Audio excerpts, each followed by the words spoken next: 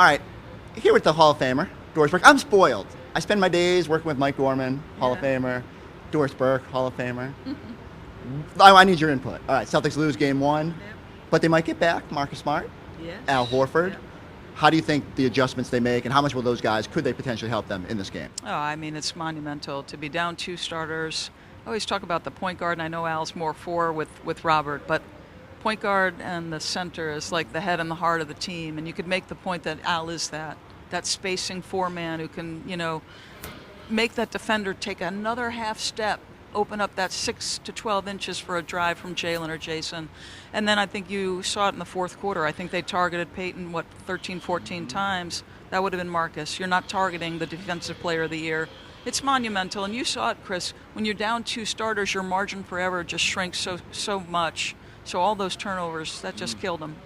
We talk a lot about Jason Tatum, the leaps that he's made, but I'm interested in your opinion. Jaylen Brown struggled in game one. Yeah.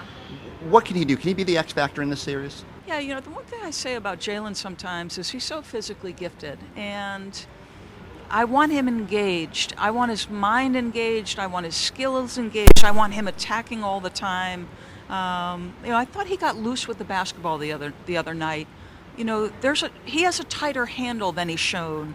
And against a Miami team that's always sort of reaching and stripping and, just so physical and, they're always opportunistic. And he's got to be tighter with the handle and more aggressive.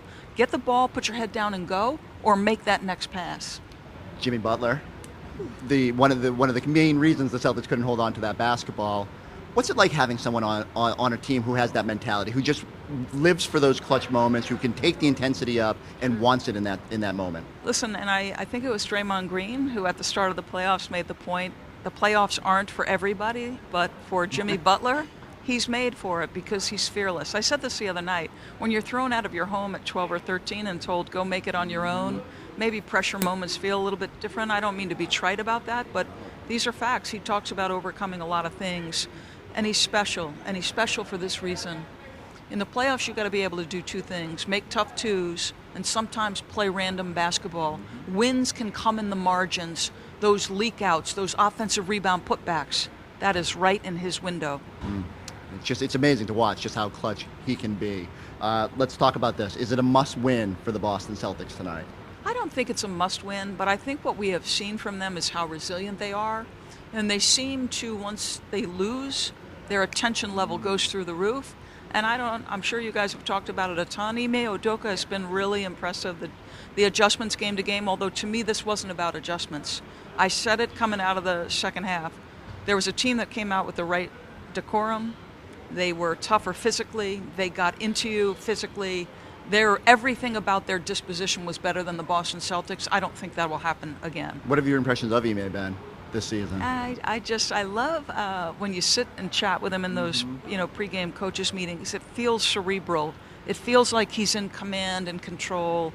And I've known him for a long time just because he's been an assistant for such a long time. And I got to say this: it is so great to see Willie Green, Taylor Jenkins, young guys. Age shouldn't matter. Even Eric Spoelstra told us before the game the other night, Chris. He said, "I knew he was ready."